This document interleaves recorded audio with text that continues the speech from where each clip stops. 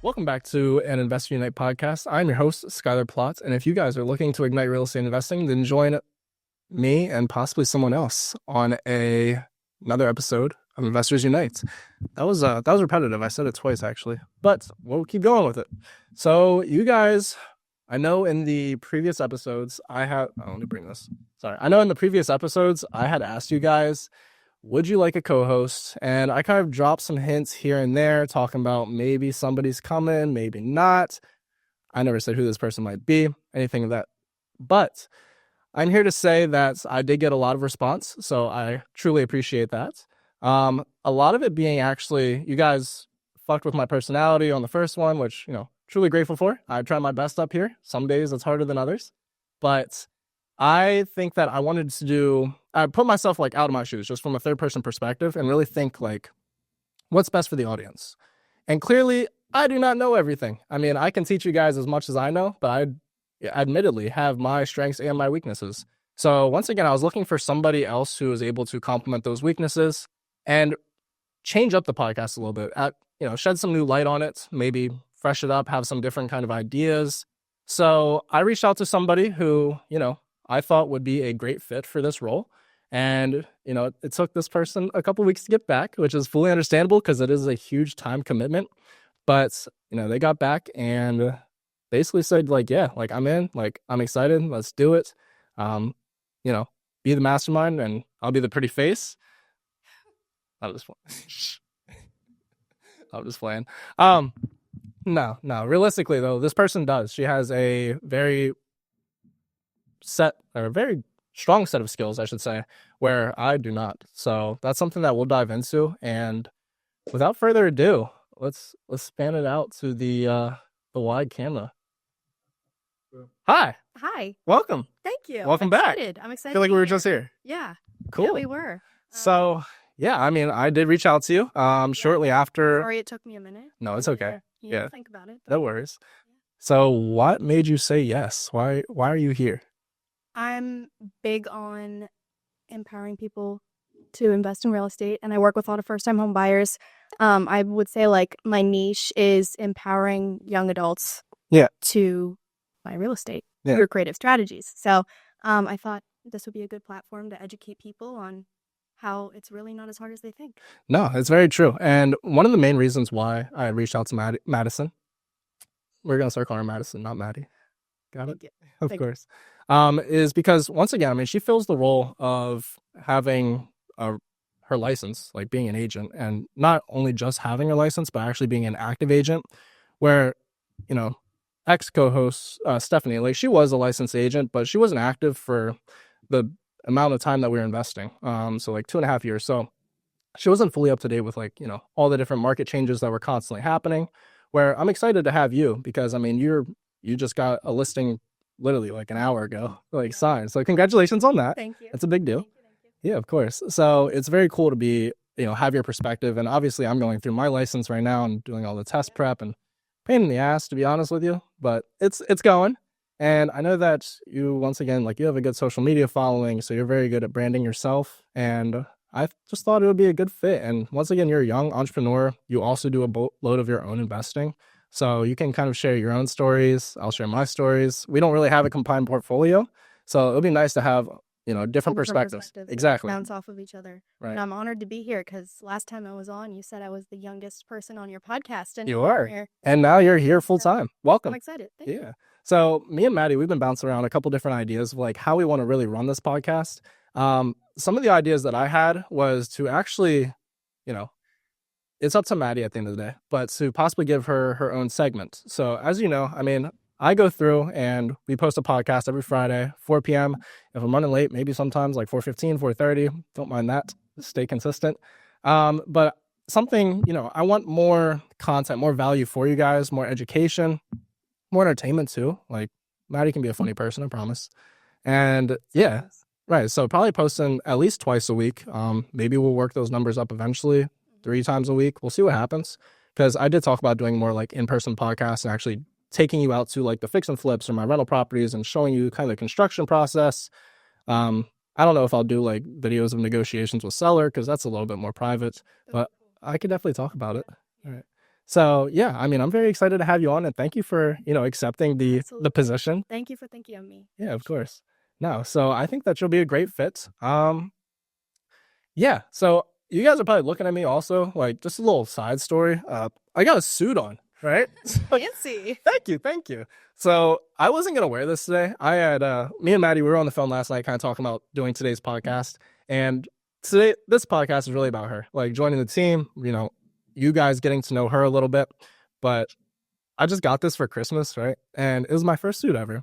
So I was like, hey Maddie, like, would you mind if I wore my Of course suit? not. Right. She said, of course not. I mean, I know it wasn't that big of a deal, but spotlight's on you today. So she said I could wear it. And there's a funny story about this suit. For those of you that don't know, I'm actually colorblind. And I forgot about that. yeah, so I went out. It was my grandpa's gift to me. Very sweet of him. Love him for that. But me and my mom, we went to the mall to go shopping for a suit. And while we were there, I mean, I saw this guy like trying on this exact one, different size. He was a little bit of a chubbier dude, kind of skinny. But I was like, that one looks nice. And then I started talking to the sales rep over there and everything. She was like, that's actually 75% off. I was like, do you have my size? Like, let me try it on, right? And I asked my mom, I was like, is that, that's a nice olive suit. And she was like, wow, like, how'd you know that? I was like, oh, I don't know, like, lucky guess. That's just what it looks like to me. She was like, yeah, like, nice. Here she thought I said, what's the color? Maroon? No. What's the word you use? Mauve. Oh. Right? Olive and mauve or not. Maybe the V like tripped her up. It's okay. I have no idea. I also I thought mumble. he was just messing with you. I also mumble when I talk sometimes. So yeah, no, she wasn't messing. She really thought I said mauve. And so we go through. I go ahead the fitting process, everything like Good that. colors. Thank you. So finally check it out, and we're like on the way home now. And she was like, "I'm really surprised that you guessed that color was mauve." I was like, "Fuck is mauve? Like, what is that? I've never heard of So it." you still don't know what color it is? Well, Or no, you- I figured it out. Oh, Yeah. you figured it out. Yeah, I talked to Ben and Nate about it before we came on. And she was like, it's like a pinkish purple. I was like, Mom, I'm gonna look gay, bro. Like, I already get mistaken as gay all the time. I wouldn't say pink. No? Okay. It's like it's a purple. Okay. Like purple, maroonish red, something like that. Yeah, so I was like, all right, I mean, if it looks good, like, and she was like trying to reassure me, like, no, it looks fine. Like, it's like a masculine It was color. 75% off, so it's probably Dude, on sale. It was like a $300 and something suit down to like $85. Yeah, I was there like, you go. oh yeah, You can't pass that's a deal no matter what. So yeah, I mean, I'm excited to have my first suit. I'm looking a little more professional, which is something I'm not. Crazy. I'm not 24 first suit. You got yours when you're like 16. Yeah. I believe it. I love a good pantsuit. I do. Yeah. I was talking to someone the other day and they were like, women shouldn't wear pantsuits. You're gonna look like Hillary Clinton. I was like, good. Yeah. I like a good pantsuit. All right. No, I think it looks professional. It looks good. Thanks. Yeah. So a little bit about Madison. What's your favorite food? Pho. Pho. Yeah. Like that Pho. was it whatever. Vietnamese? Vietnamese. Okay, like soup ramen something? Yes. I've never had it actually. It's so good. Okay. Oh my god. There's a couple restaurants near my house actually that I go to the one, it's like a little bit of a hole in the wall. Pho 3 Men. Where is that? It's in Camp Hill. Actually, no, it might be in Lemoyne. Yeah. Yeah. I'll have to go check it out. It's good. All right. Favorite color? Pink. Duh. Favorite number? Do you have one? 7, because that was my number in field hockey, high school. Anyone who's a soccer player. Cristiano Ronaldo's number. I like it. Yeah. So a little bit of random ass questions. I didn't know what to say. I like it. But so Madison and I texted her this morning actually. I was like, hey, like this is just gonna be a brief introduction, but we gotta add a little bit more content just so the viewers kind of understand where our heads are at, understanding like what our strong suits are and what they're not. So I had her and I also came up with a list of trivia questions. So I came up with like 5 or 6 questions about investing, and she came up with like 5 questions about agents and like realtor side of things. I don't know really too much about what's You're getting a longer. license, so you need to. I know, This is I'm good at this is it. good practice. It's good practice. Yeah. So we're gonna go back and forth, just kind of shoot the shit and see what happens. Do you Yeah. want to go first? Or you want me to? You go first. Okay, let's bring it up. I didn't make these Oh, too yeah. difficult. I feel like you'll definitely know these for the most part. Don't say that, because we'll see. I hate to get expectations up Yeah, there. exactly. Anyways, so very first one. What are 3 different investment strategies when it comes to real estate? Fix and flip, buy and hold, wholesale. Was that? I guess so. So a lot of people would argue that wholesale is not really investing. It's just because you're not really putting your money You're out. trading and- time for Right. So versus. yeah, I would agree that fix and flip is because at the end of the day, like, that's a big risk, right? Like, you're using either your money or someone else's capital to take on these projects, and you're actually like involved with these houses, and sometimes you might end up keeping them if the sale doesn't go right. So I'd definitely consider that. I was thinking more of like long-term, short-term, medium-term, but also fix and flip account too. Okay. Yeah. Okay. So that'd be the first one. You passed. Good job. Yay. Okay. Oh God, I'm so scared. We'll start with an easy one. Do you know what the typical commission a realtor earns on a $250,000 house sale and how that is split? So it depends. What's the broker split in this situation? That's what I'm asking. Oh, What the well, it depends what brokerage you're with. Okay. So like typical is 85. Is that typical? That's what we're at. Anywhere from Yeah. 75 to 85, I feel like. Okay, because I've met some brokers where it's like 60-40 If you're on as a well. team, Oh, okay. that's where it gets. Okay, so that was my question. It's like 85-15. No. Like, Oh, $250,000 home. Yeah, $250,000 home. Let me What's do going some in math real quick. Okay, so on average? you're getting like Well, the typical 2.5%, Yeah. right? So, 250,000 be 2,500, 5,000. So half of that, and then after the, let's say, I would have used a calculator. after 15% brokerage split, I want to say you're probably walking away with like $4,000 in your pocket, maybe a little over $4,000. Like $5,000. Yeah. Is it about $5,000? That's fine. Okay, cool. I was close. I mean, without the That's calculator. our average commission here in So PA. quarter $1 million house, you're taking $5,000 home. Yep. That's not too bad. That's not bad. If you can bust out one of those a But month, I mean, like that's sometimes livable. you get sometimes you get Sometimes you get 8%. a big ass farm. Maybe. Yeah. That could happen. Do you want to speak about that real quick? I mean, sure. That's a big deal. I have a 140-acre farm in Carlisle closing on Friday. That I'm really excited about. Yeah. Yeah. And you told me, I don't know if we're like allowed to disclose this or not, 4%. Yeah. commission. Yeah, I'm taking 4%. It's off market. So that's just for you. Yeah. I'm taking 4%, and then the buyer's agent is taking 2%. That's the highest I've ever heard. Yeah. Does that happen often or no? Not often. Okay, so average is 2.5 or 3? Yeah, 2.5, I would say. Okay, gotcha. Yeah. So what, with it being off markets, how does that? So I never put it on market. We never did pictures. It was a referral from Facebook, actually, which is crazy. Some agent, I didn't even know her name when she called. She like has me on Facebook. She's from Maryland. Now we like talk all the time. She's great. That's awesome. But yeah, she sent me the referral. And then I was initially just going to try and sell it off market because this lady, it's a family farm. She's owned it for they've had it for generations. Okay. And she was like, I don't want signs up.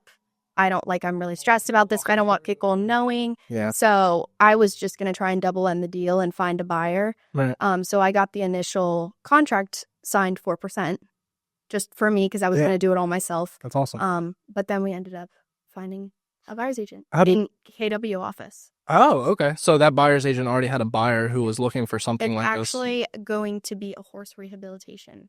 That's awesome. Wow, yeah. Congratulations, though. 4% on over $1 million farm. 1.3. That's impressive. Good job. Y'all can do the math on that if you want. Thank you. All right. Next question, Madison. I gotta get used to saying that. It's really either one. I mean. Yeah, I know. Try Madison though. Okay. What are 4 ways to make money on a rental property? So, according to David Green, I don't know if you know who that is, one of the previous Bigger Pockets co-hosts, he just wrote a book about 10 different ways to make money off of a rental property. Cash flow, appreciation. Yep. Appreciation. So, tax incentives. Yeah. Yep. There's one more big one that, you don't really think about because it's not money coming directly to you. Equity? Yes, basically. So the pay down of your mortgage by the tenant. So yeah, good job. I got it. You know what you're doing. Good job. All right, what do you got for me?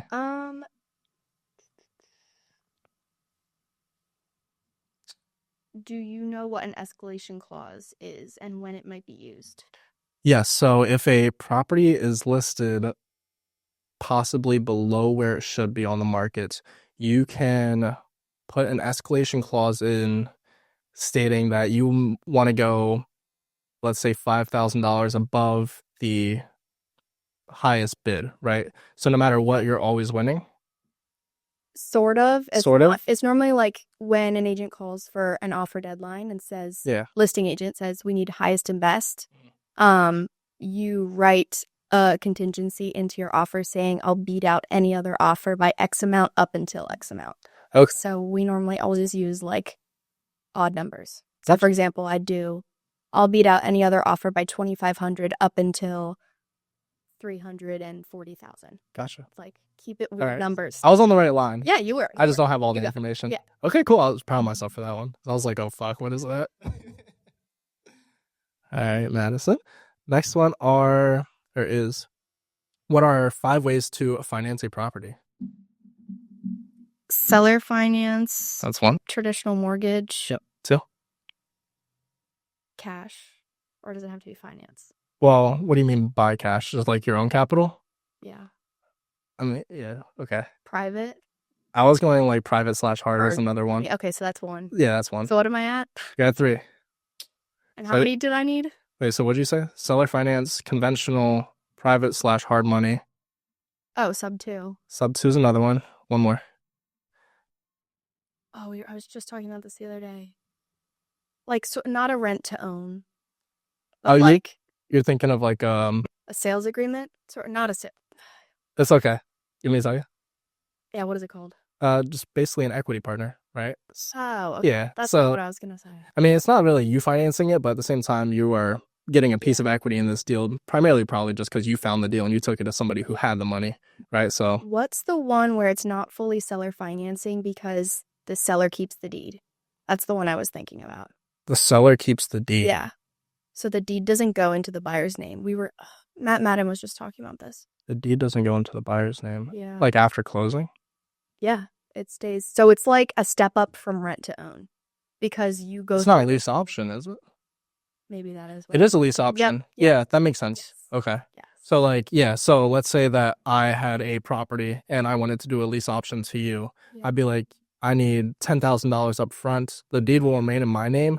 And then after maybe so long of you making payments or once you'll reach a certain amount of equity per se, that's when it would be transferred over and you would get like possibly a finance loan to take over the existing amount. Okay, cool. That's what I was thinking of. I forget. It was, I think it was Judah Hoover was the one that actually taught me about that. Okay. Yeah, because I saw him talk. He was in our meeting the other day. I think he might have been the one that brought it up, actually. He probably was. Okay. Yeah, he's like all into the lease option stuff. And that's like his bread and butter. Like those townhouses that are like, they're trying to sell it, but they have like no equity. He'll take over it subject to, but then do a lease option. So it's like really very little of his own money coming out. But yeah. And it's another thing you can like pose to sellers that are on the fence about seller financing. Yeah, exactly. Yeah. So good. Oh, nice. Okay. Oh, wait, is it my turn? Oh, yeah, go ahead. I think so. Yeah.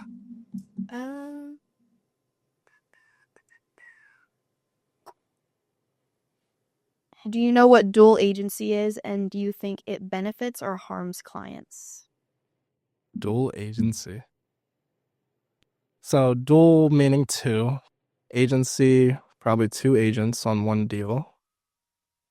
I mean, it wouldn't be like a seller and a buyer's agent. It would be 2 buyer's agents, maybe working hand in hand. Dual agency representing 2 clients, so representing both the parents. Oh. Okay, yeah. No, I do this for my fixing. That's what I was trying to do on the farm. Got you. Okay. Yeah. And the question was, do I think it benefits or harms the client? The seller. Yeah. Seller or buyer, either side. Because you have a fiduciary duty to both now. And you're in like the middle. That does make it difficult, but if all you're doing is relaying information from one party to another and you're not being biased in any kind of way towards either side, I feel like it should be completely okay. I mean, it's nice because you're getting double the commission then too, right? Yeah. Okay. That's where a lot of agents like will do it, and I have done it on a few. Yeah. But I've also referred it out on a few. Like I get a really good lead that's like, I want to put in a cash offer, and I know I have 4 other offers on the listing. Yeah. I'm not going to take that. Okay. Write the offer. I'm going to send it to another agent. Right. And take a referral fee on the back end. That makes sense. I got you. Because it gets messy. Yeah. You don't want to put yourself in place. That's actually a great answer to one of my questions I've had for a long time. Because whenever I used to cold call agents, like I like had a list of like 4,000 agents in Central PA, and I would just cold call them all day, right? For what? Try to build a relationship. Oh. Okay. Basically, like, hey, you got any pocket listings? Like, okay. Let me know, right? And I'd always say, like, I'll obviously ask you to represent me as well as I'm sure you're representing whichever seller you're dealing with, right? And a lot of times, like, not a lot, but I'd say more than 50%, they would say, like, I refuse to do that. Like, I will not be a dual agency, I guess, right? Some brokers don't even allow it. Really? I know. So it's like Skyler that does controversial. Yeah. That's crazy. Because there's just been a lot of lawsuits. Because I always like to make it look more appealing for the realtor. But I guess then in the client's perspective, as like the seller, that could become a little And weird. even for other buyers, if it's a multiple offer situation, Yeah. and then the listing agent accepts their buyer's offer, Yeah. and it was super close, or maybe even a little bit less, Okay. I can see where that, like, then other people are like, holy crap, like she is rigging the system. Yeah. Realtors are, okay. So that's why it's tricky. Gotcha. So have you ever done one before or no? Dual? Yeah. Yeah. Only off market. Okay. Again, when it's That makes sense. when we already have a buyer lined up, I'll just do the paperwork and handle both sides because Right. we've already figured out terms. Yeah. But if it's on market, multiple offers, can't do it. No? Okay. Yeah, maybe one day. Gotcha. Well, thanks for teaching me something new. All right. Other than a cash-on-cash return, what other formula can be used to determine if your deal is good or not? And this will primarily, you'll primarily use this formula whenever you're checking out your own portfolio to determine if it's better to refinance, sell, or hold. And it's very similar to cash-on-cash. Or I No? truly couldn't tell. okay. So So use a calculator. That just it's okay. So return on equity. okay. Right. So it's really looking at, like, and it depends how comfortable with leverage you are, I would say, when people are willing to look at it from this perspective. But it's like over the years, where it breaks down the years, where what your profit's going to be when you subtract, like. So kind of like, let's say that I already have a property, right? And let's say on this property I owe $200,000, but the property is worth $420,000, right? So I have like $220,000 worth of equity there. And then you determine, what your annual net cash flow is. So over, the entire year, how much you're bringing in. And then you do that cash flow over the amount of equity, or maybe reverse equity over cash flow. I forget. I'd have to do the actual calculation. But then that's going to determine, like, what your percentage of return is, where it's like, am I using my equity to its highest ability? Where, Best use, right, exactly. Versus if I were to sell that property and I deployed that capital into multiple other properties. Right. Gotcha. Okay, cool. Cool. Should I do more? Yeah, another one? Yes, I think. What does it mean when an agent talks about a cap? A cap? Capping. What does capping mean? You're lying. You're capped out. Okay. In real estate. In real estate terms. In agent terms, I should say. Agent terms, you're capped. You're capped. You probably just talked to Brittany about this. Maybe. It's how much you have to pay into your brokerage yearly. Oh, okay. So that, like, 85-15 split, once you pay, Keller Williams, I think, is like $21,000. I might be lying. But yeah, once you pay that, then you take home 100% commission. Oh, you talked to me about this. Yeah. I know what you're talking about. Yeah. Okay. No, I completely forgot what that term went. Yeah. Other than That's just, like, important term. the street version. Yeah. I guess. I knew you were That's really good talk. Okay, cool. No, that's good to know. Yeah. Is that for, like, every brokerage, or is that? Every brokerage. It just varies. Yeah, different it kinds. depends on. Some people are high, some people are low. Gotcha. So starting off, Keller Williams 85-15, and then once you pay $25,000 or $21,000, out of that 15%, like, you do enough sales to cover that. I'm guessing it's about $5 million. That's a lot of sales. Yeah. Okay. And then I have until March. You're almost there. I'm this close. Yeah. Nice. That's awesome. I have to pay in another $2,000. Okay. So after the farm, I'm good. Could you just take money out of your own pocket to get to that cap? I wish. That would be great. That would be great. All right. Well, that's something new. So let's see. I think I might have one or two. Sorry, I killed you with these. No, it's okay. I wanted to keep them like agent. It's why we're here. Yeah. It's stuff I'm going to need to learn. Yeah. Okay. I have two more questions for you.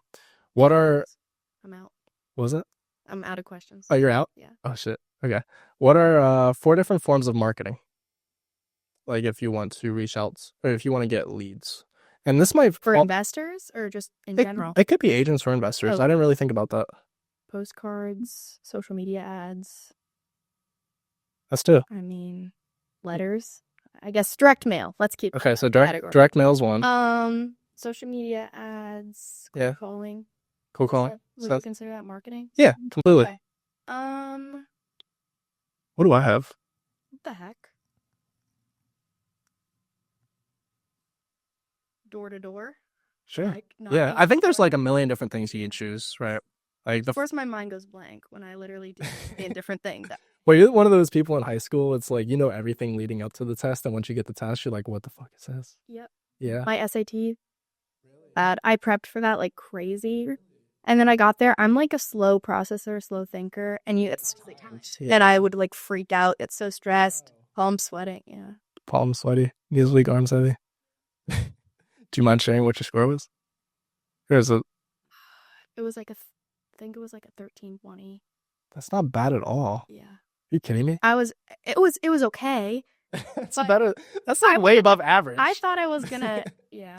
I thought I Going was to that gonna go perfect to college 1600. and get like a full scholarship. I had and my boyfriend had like a 1480. That's really good. Jealous, yeah. Yeah, that's awesome. Good for you guys.